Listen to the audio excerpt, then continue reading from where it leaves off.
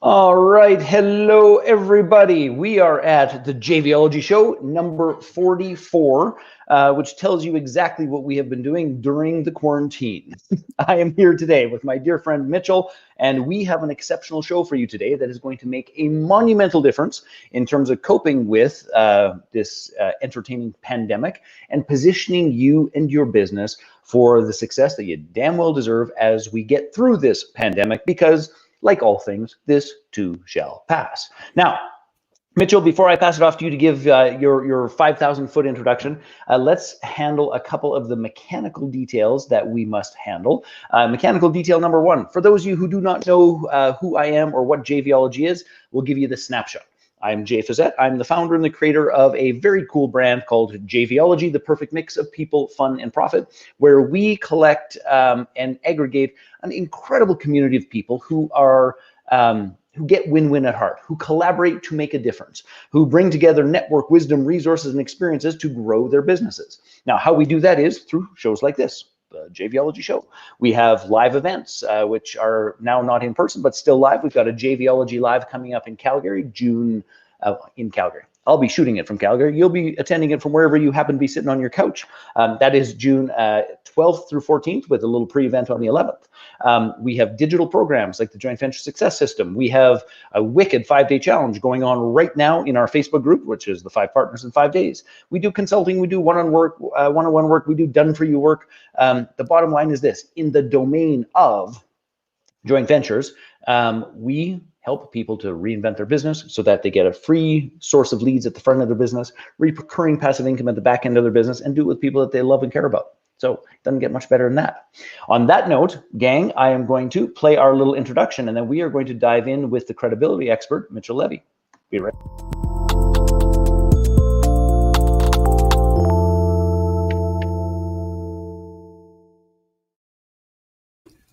Hello, Cherise Alexander, which, by the way, reminds me of one mechanical detail that I did not mention, which, by the way, Cherise won the $25 Amazon gift certificate from last for posting in the JVology challenge over in our group yesterday. So congratulations, Cherise. That's what happens when you show up like her. Now, if you're watching this, we share this thing all over the place. We send emails, all the rest of it. But I want to make sure that you are watching from what we call the broadcast page. And to do that, if you click on the little J Fazette above the video, it's going to take you to the broadcast page where you can chat with us and say hello, as the brilliant Cherise just did. And then we can do things like this. Show your little shining face with face mask in this case. And we can have a little chat. So you didn't know that? She says, I'm a winner. Oh my God. Well, Cherise, by the way, I can't seem to chat with you. So hi. Yeah, chat control is on my end unless you go to the broadcast page on Facebook, Mitchell.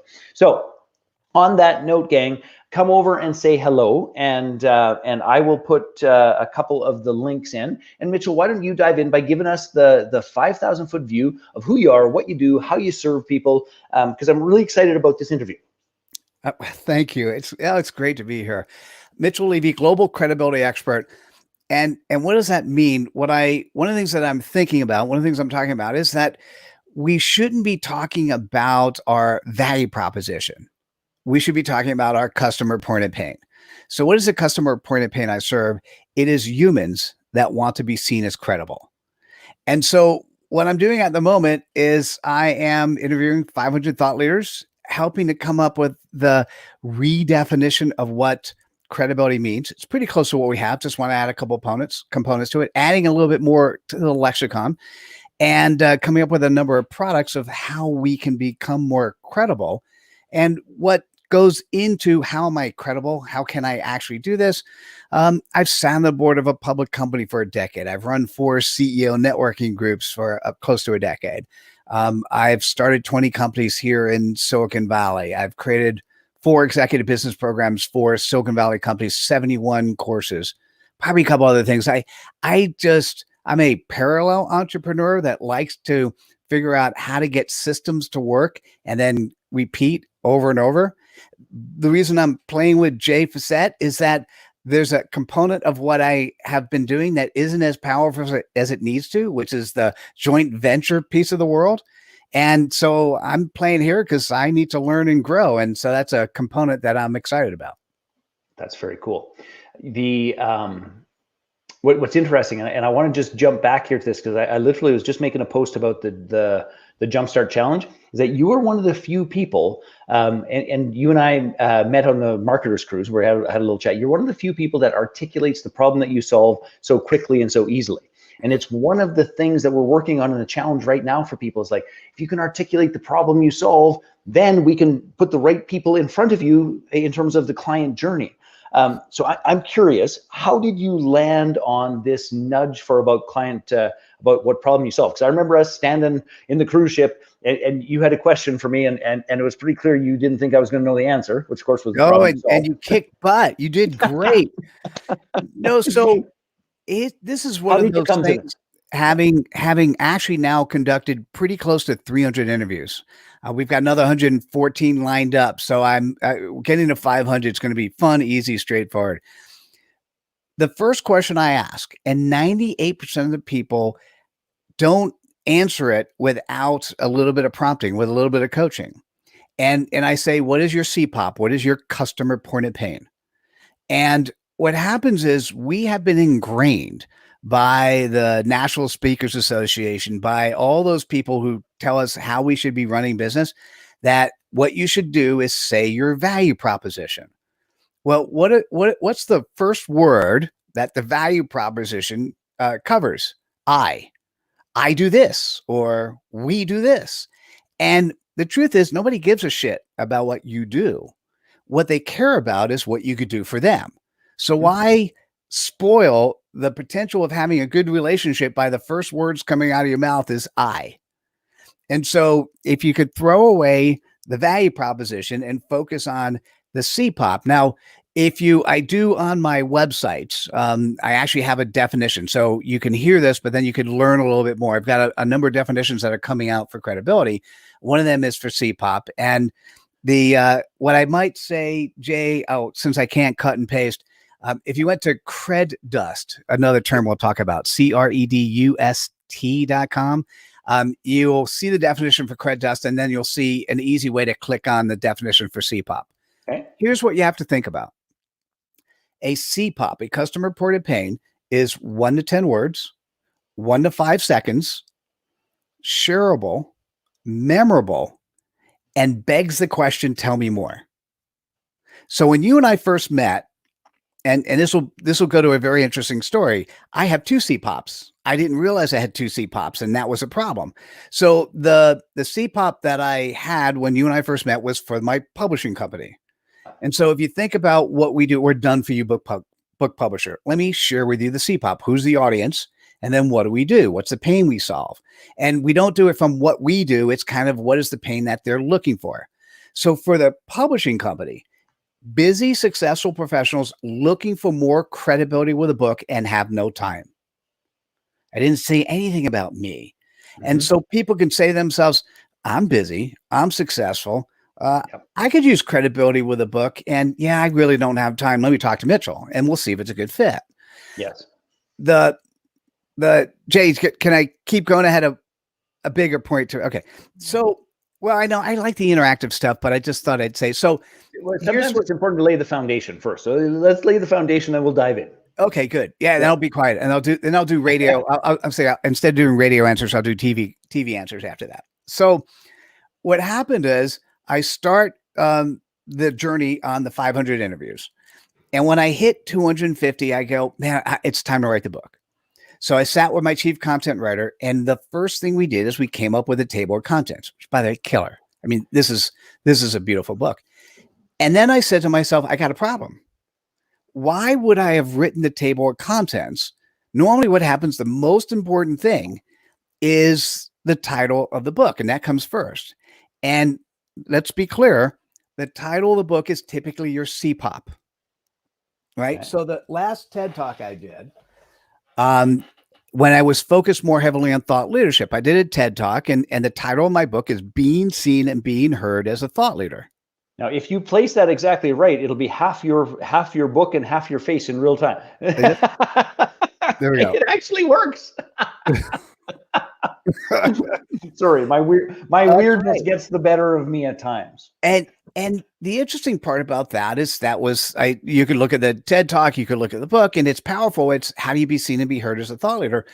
So it was interesting. I finished the 250 interviews. I came up with the table of contents and I go, the title of the book is typically your CPOP. And then when it was like immediately I go, oh, I've been using the wrong CPOP. The customer point of pain I was talking about was for me as a publisher. I also am wearing another hat in the world, and that's the credibility expert. And as a global credibility expert, I said, what should my CPOP is? I use the formula. Who do I serve? What is the problem or aspiration we're looking for? I serve humanity. So it was within 4 seconds, once I realized I was using the wrong CPOP, humans that want to be seen as credible. That's what popped out for that one. Awesome. Well, talk to me about why you think credibility is so important. Well, we know big picture, but why is it even more important today, given what we're facing? One of the things that is happening is people are waking up, and now they're waking up. For those who had a 9 to 5 and went to work, now they're waking up in the same house all the time. There are a lot of people who are bored and running out of things to do. They've expired all their Netflix binge watching is done, and they're thinking about themselves and they're going, I don't know if I like my life. I'm not sure I'm doing the right stuff. I've been putting on a facade, a face mask of who I should be and how I present myself to the world, and it's not working for me. And I'm sure it doesn't work for other people. And I think what's happening is the opportunity when you meet somebody to know who they are, to feel comfortable with who they are, and to be able to forge ahead. Yeah. And to me, a component of that is credibility. So I will give you the definition of it. But what's interesting is you have those relationships when you're talking to real people. Yes. And the real person, the credible person who is you, is that same person, whether or not you're home with a family, playing with the kids, talking with a potential prospect, dealing with existing clients. If you're always presenting you, you don't have to remember the other person you need to present. But what happens is there's something about my heart right now glowing, because I'm thinking to myself, this is what people need to do. This is what the world needs to be. I need to meet a Jay Facette and go, I trust your integrity so much. When we had a billing issue, it lasted longer than it should have. And the thing is, you told me it was going to be taken care of, and it did.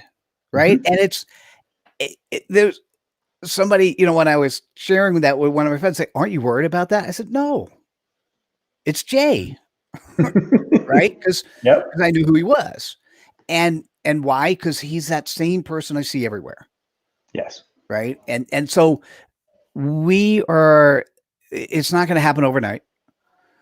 But if you want to be successful tomorrow, you've got to show up. The thing that came out of the interview, you got to show up when you show up. And that's typically come early, come prepared, and come with your heart. And that heart is the piece of the credibility that people get to see you, and they know you, they like you, they trust you. I love that. So what do you perceive? So because there's a whole bunch of hints in there, but you didn't say it. So if somebody's sitting at home and it's like, oh, good Lord, I absolutely need more credibility. Oh, good Lord, I absolutely know that I need to be seen as a leader in my particular industry or niche or those pieces. What's your strongest recommendations for people using this time to really reposition and sort of reground themselves in that spot? That's a great question. I would say it's so. Let's say you are one of those people that happen to have a lot of time at the moment. The question. Sorry. Oh, it's not me, by the way. I'm busier than we've ever been. Exactly. So, what is that? The first question you have to ask yourself is, who are you? So, see if you can come up with a CPOP and see if that resonates with you. A lot of times, so when we do a book with, I'm going to get to that answer, but a lot of times when I do a book with somebody, we don't do memoirs. We don't do today. We do where they're going to be tomorrow. because a lot of times people are not where they want to be, that what they're doing today is not really who they want to be tomorrow. This is a good time to figure out, who is it that you want to be tomorrow? How do you want to show up in the world? And then the most important thing is, well, who do you play with? And does your audience, in terms of who they play with, do they typically see you on LinkedIn? Do they typically see you on Facebook? Do they typically see you figure out the platforms they play on, and how do you show up there? Yeah. Now, first, what I'm going to say is you should show up consistently. You know, if somebody who, if your audience is typically an Instagram audience, but you have a LinkedIn profile and it sucks, and that perfect client comes first, they see you on LinkedIn because LinkedIn spend more money that week when they typed in your name and your address popped up there and you had a sucky LinkedIn profile, you may never, ever see that prospect. Yeah. Right. So the question becomes, when you know who you are, when you have your CPOP that you're comfortable and you like, does that then permeate itself through, oh, thanks for sharing cred dust. Does that permeate itself through the actual presence that you have? One of the words that I don't actually, we're going to define soon, and because it's kind of the opposite of cred dust. I call it cred crud. So what happens I don't is, think we need to. We don't need much definition work on that. I think we've all been. oh, I know. Well, but here's what's interesting about cred crud. I'll give you a couple of examples. You go to somebody's, I just didn't do cred crud yet, and we'll come up with a cred dictionary, and I also picked up credtastic. So cred crud is that thing that isn't necessarily bad. So let me give it to you as your website. Then I'll give it to you on LinkedIn. On your website, take a look at the bottom of your website and look at the copyright. Is it a standard copyright? And is it this year? Having last year or having an unstandard copyright, or being a ghostwriter and having no copyright at the bottom, man, I completely lose respect. If it's a ghostwriter, I lose respect for a ghostwriter who doesn't do a copyright possible, period. Publishers that don't have, I once again, I lose respect. It has the cred crud factor is higher, but it's not a bad thing, right? It's just one of those things that people go, that's odd. And then, but if you keep piling on the cred crud, another example is, imagine you've come up with your CPOP. Is that part of your tagline at the top of LinkedIn? Because you want to be able to go to somebody's LinkedIn profile and have it confirm. Mitchell, go back to CPOP again, because there are people that come in and out of these things, and that's going to sound out of context for anybody who's new. And I can see the numbers go adding. So let's make sure they're on the same page. Oh, sure. Thanks for appreciating it. So CPOP is customer point of pain. By the way, just as I say that, this is what what is a CPOP? Joshua, thanks for asking. So, and then once again, what I mentioned before, if you go to creddust.com, you can click on CPOP and it'll give you that definition as well. So CPOP, the problem is I was deciding whether or not it should go on the Mitchell Levy website or should be a word that ultimately makes it into the Oxford Dictionary. So I want cred dust in the Oxford Dictionary. I don't know if this needs to be here. So CPOP is the customer point of pain. It is typically something that's 1 to 10 words, 1 to 5 seconds. It is memorable, shareable, and begs the question, tell me more. So one of my favorites, this is an author we've published. I've known her for over a decade, published 4 of her books. We made a lot of money in book publishing, over probably 100, 150,000. Not a lot for books, but not small. And when we were doing a credibility episode together, so we're doing a cred reel together, one of the things that came out of that was I asked her, what's your CPOP? She went on for like 15, 30 seconds, said, can I give you one? Because this is what I heard. It was 4 words. This is a woman who helps companies manufacture in China. So outsource and manufacture in China. She has a nonprofit to bring manufacturing back to the US. She serves on a lot of court cases where supply chain stuff didn't work. Here are her 4 words. Are you ready? And it's so relevant today. Global supply chain panic. Yep. Like when someone says, what do you do? She doesn't have to say, I do blah, blah, blah, because nobody cares about that. She goes, what do you do? Typically, I'm called in to deal with global supply chain panic, right? How cool is that? So if you could describe in your CPOP who your audience is, And you could also describe what the pain point is. Now, if you take your customer point of pain, if that's part of your tagline in LinkedIn, when people get to you on LinkedIn, they kind of know what you do. Yeah. Now, here's what's really interesting. I'll tell you a little bit about a crud, but first let me say, when people get to your LinkedIn and you have that there, your LinkedIn profile is not a resume. 99% of LinkedIn profiles are resume.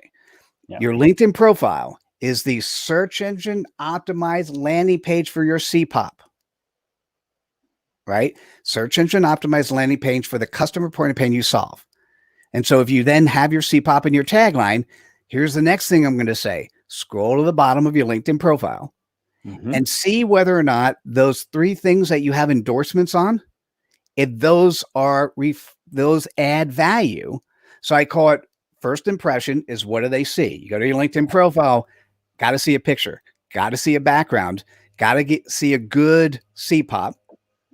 Because sometimes people make you figure out what they do. Well, if I'm going to give somebody 10 seconds and they make me figure out what they do, I'm going to the next person.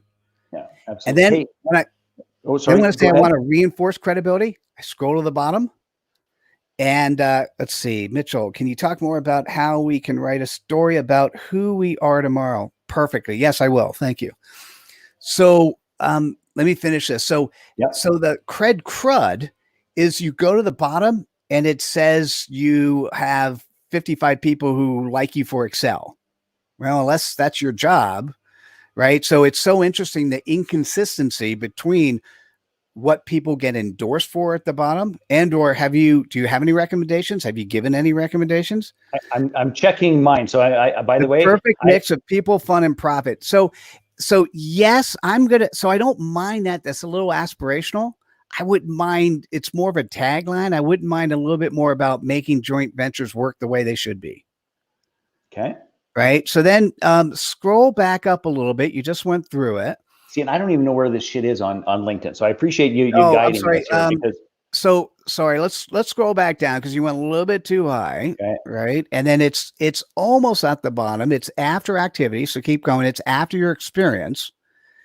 And then here we go. So skills and endorsements. So do those 3 things reinforce? Now these are not bad things, but the 3 things that are up top, do they reinforce your CPOP as well as they should? And the answer is they're not terrible, but if you're focused on making joint ventures work right, you know what's missing here? Joint ventures.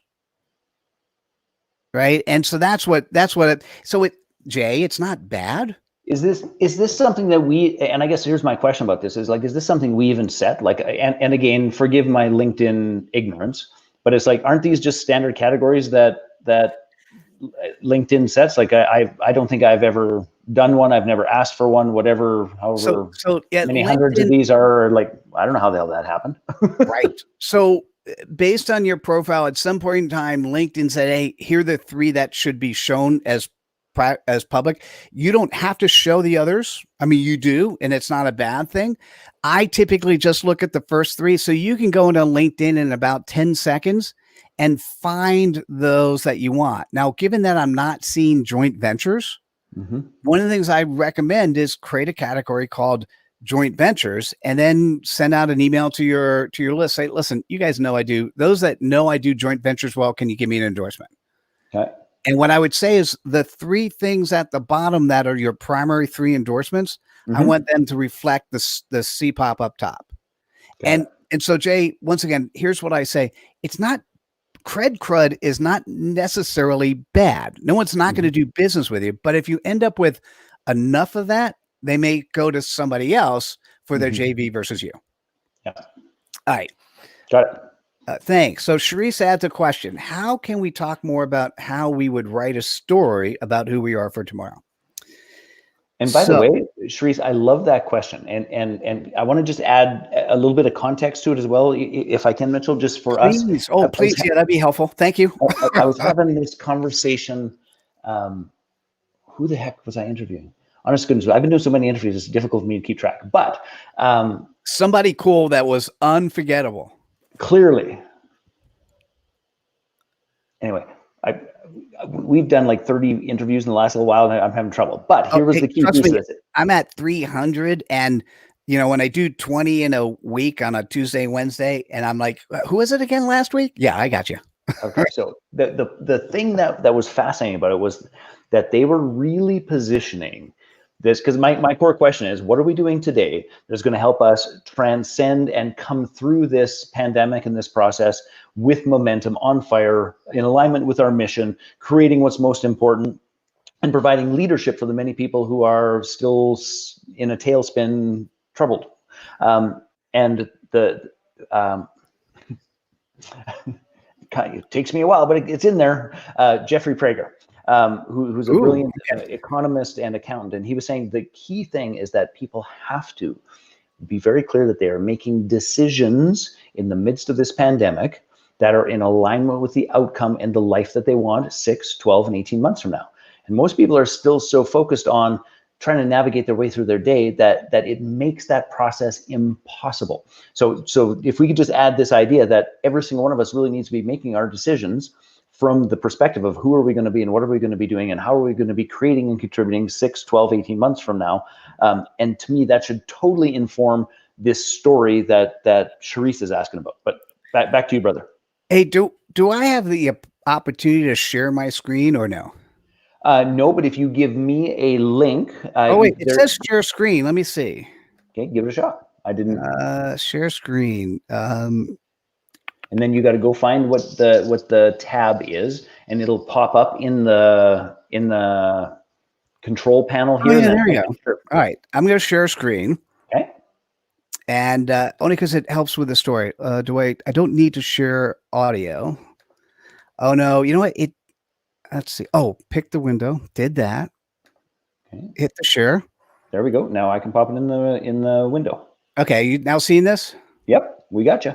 All right. So this is wait, I'm going to repeat my undergrad. I'm going to say my undergraduate degree, which is a multi-syllable undergrad, but I'll tell you where this came from. So my undergraduate was Bachelor of Science in Stochastic and Deterministic Models of Operational Research. Right. Obviously. Isn't that a mouthful? So here's what that means. It is, how do you define models for reality, or models for systems, or models for people, and then how do you update them over time? Mm-hmm. And what I realized, I'm one of those fortunate people that I realized I used the stuff from my undergrad my entire life. And it was about 10 years ago that this came to my mind, and this simple model I use in everything I do. So let's use an example of, you see my cursor move as well? Yep. Okay. So what most humans do is we get stuck somewhere in the black box. So Charisse, what I would say is think about the input, which is you today. So who are you? Where are your experiences? What have you done? What's interesting? And then what you want to think about, ignore the black box and think about what is the output. And to me, given that I talked about a customer point of pain, the CPOP, the output would be, what is the customer base that I want to serve, and what are the problems that I get to serve with them, right? And so what happens, we all get stuck with, well, if I become a speaker and start speaking publicly, the clients will come.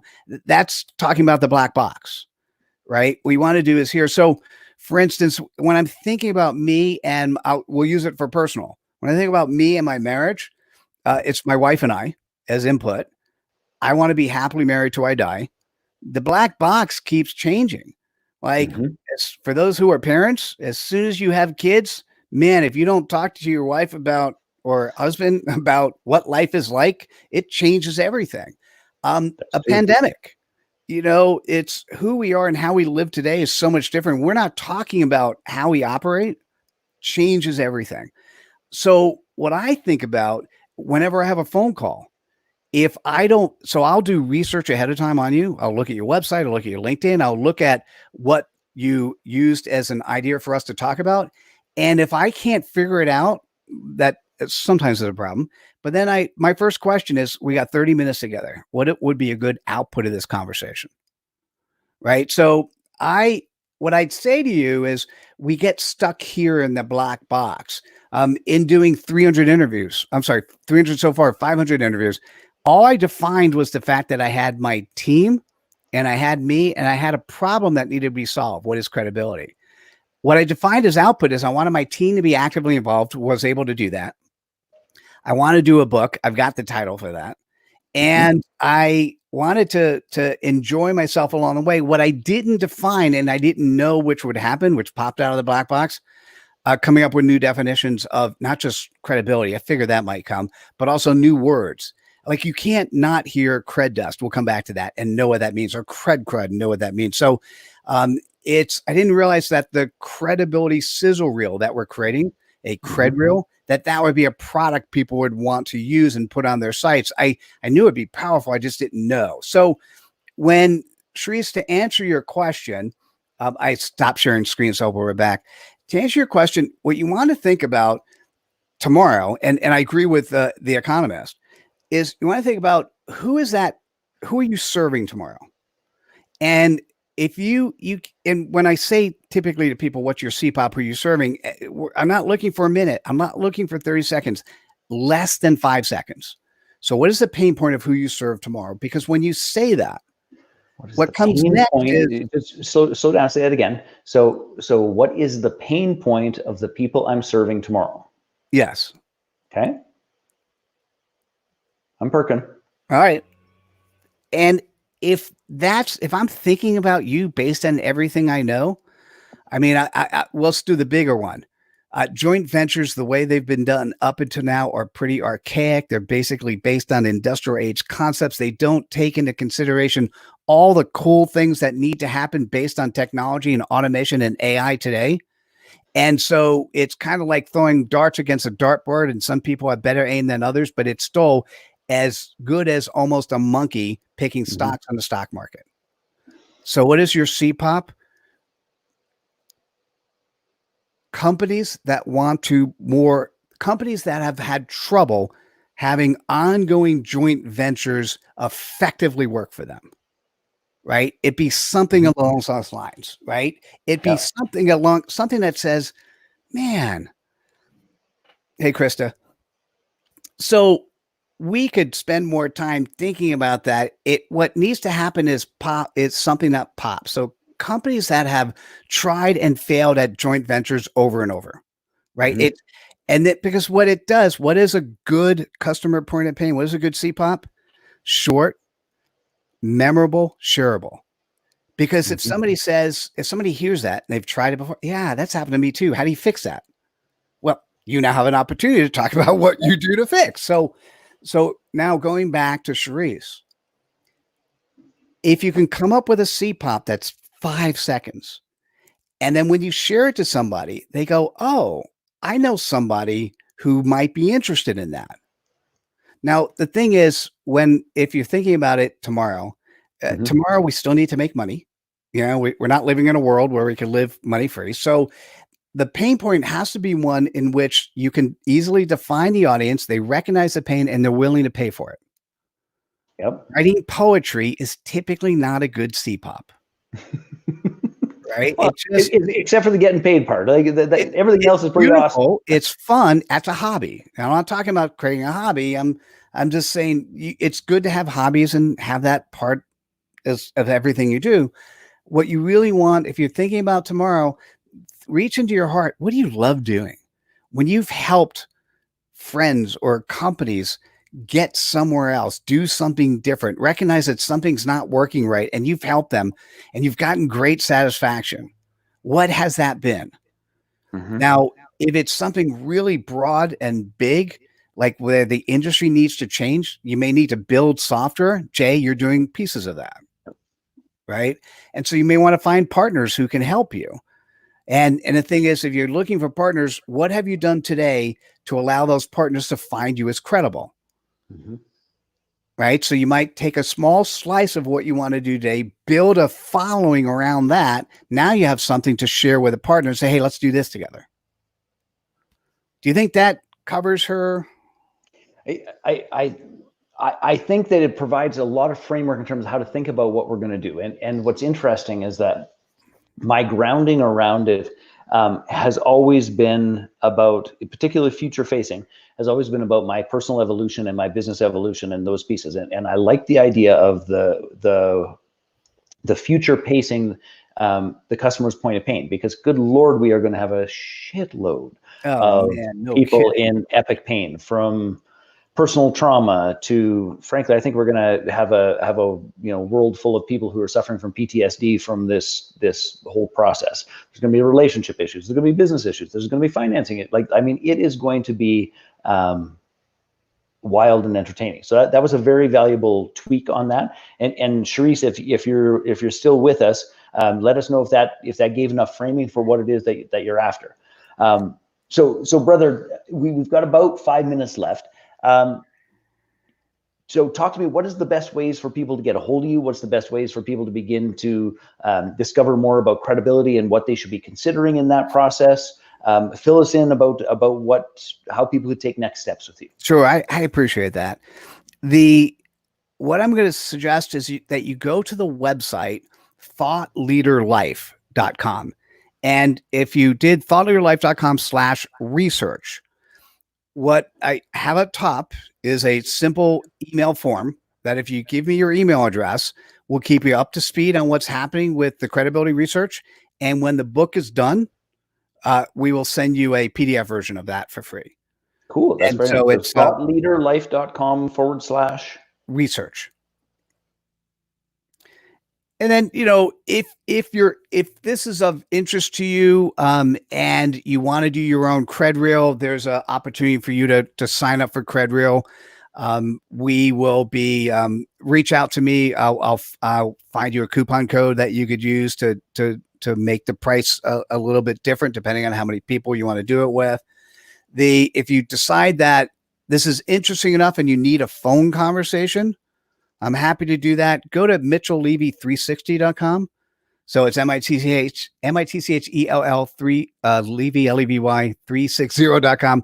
There you'll see a customer. Sorry, you got to do that again. I was typing. I'm responding to people in the chat window here. Sorry, I was in the middle of another chat. One more time. I'm sorry. It's my name, Mitchell Levy 360. So MITCHELL Levy 360.com.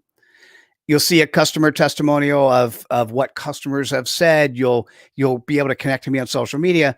And then if you want to talk about something specifically related to credibility, book time directly on my calendar. And you could do that from MitchellLevy360.com. Awesome. Well, here's the part for me in terms of thinking this all the way through.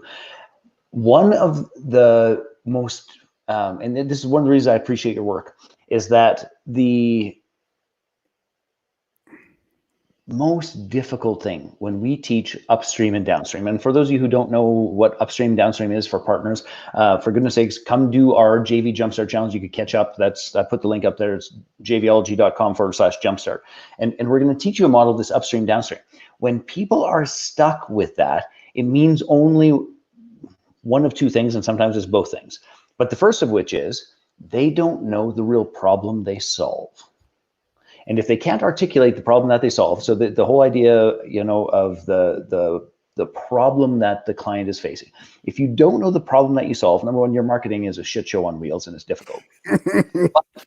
The next piece of that is, if you don't know the problem you solve, you don't know who your customers are and the journey that they are going on. And therefore, finding a JV partner is damn near impossible. But the second we know that somebody's a speaker and they're looking for a way to position themselves more powerfully as a speaker, well, goodness gracious, the book makes 100% perfect sense and they ought to have one. There's that process is so clear. So, I think the takeaway I would love for people to really work with here is you've got to 100% nail the problem that you solve for your clients, and then begin to understand, so who causes that problem? If they have that problem, what are the other problems that they have? Who is it that is complementary in terms of helping this particular client? Because they are not that different. If you have 5 people, or by the way, that was good. If you have 5 people, yeah, my math skills are epic. I I've been doing accounting and bookkeeping. One thing I need to tell you. Okay. How old are you? I am 5.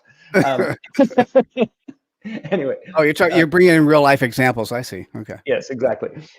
So in that process is that it's impossible to get a great JV partner because we can't see what the relationship is. So for anyone who can't just nail the problem that you solve, that is incredible homework. Reach out and connect with Mitchell. He will help you through that process and a whole multitude of other things. So, brother. Oh, hey, Jay, one last thing. Yep. You can just watch the credibility sizzle reels that we've already created. So watch the episodes of how other people have described, by the way, that may be interesting prospects or partners there for you as well. But watch how they've described their CPOPs, their customer points of pain. It's really valuable. Yeah. And Sharice just says, that's what kept me stuck. I wasn't clear enough about the problem myself. And when that shifts, everything else shifts like that. Beautiful. Yes. All right, my friends. Thank you for tuning in to the JVology show again. We've got more fantastic guests coming your way. I think we're going to be taking a little bit of a pause as we're fixing up and cleaning up the 5 Partners in 5 Days challenge. But we're going to be back with more of our brilliant community, doing our very best to bring you quality content, great people, and amazing opportunities to use your time effectively and to build your business, to knock it out of the park when the time comes. And this pandemic, of course, and this too shall pass when this pandemic is over. So have a great day. Thanks so much. I appreciate you being here, Mitchell. Thanks, Jay. My pleasure. Great being with you. Bye-bye.